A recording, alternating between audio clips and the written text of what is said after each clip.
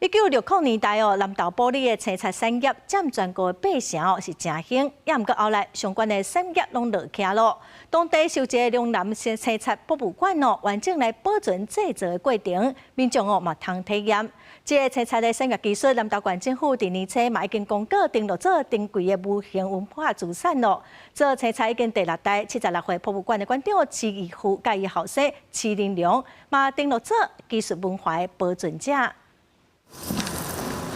用布来过滤青菜，早期青菜定用伫碗盘、家具等等来保护甲装饰。齐金良是南投玻璃店天真菜产业第6代继承人，伊的老爸齐玉富伫1996年成立龙南天真菜博物馆，是全台湾唯一他予民众认捌天真菜产业完整流程的所在。希望说能够真正传承了，因为台湾的这个漆呢，算已经有好长一段时间了。那埔里这个地方呢，就是当时透过这个漆啦，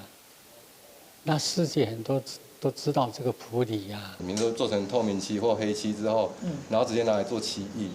我们这个是整个前半部全部都包含在里面。 1960年代，玻璃的天真菜产量尚无占全国8成，后来因为互化学菜取代，和复杂的社会因素，产业豆豆行路行。为了保留这项珍贵的文化资产，南投县政府甲台湾天真菜产业技术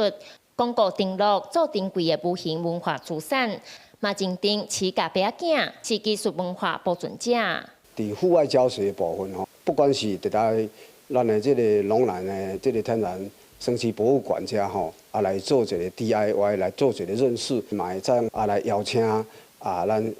天然的这个生漆的博物馆，因会当去学校做宣导。玻璃店公所表示，毋望透过文化和技术的保存，未来有愈侪人愿意来学习这项技术，和台湾天真菜的艺术文化会当继续流传。记者邢欣怡南投报道。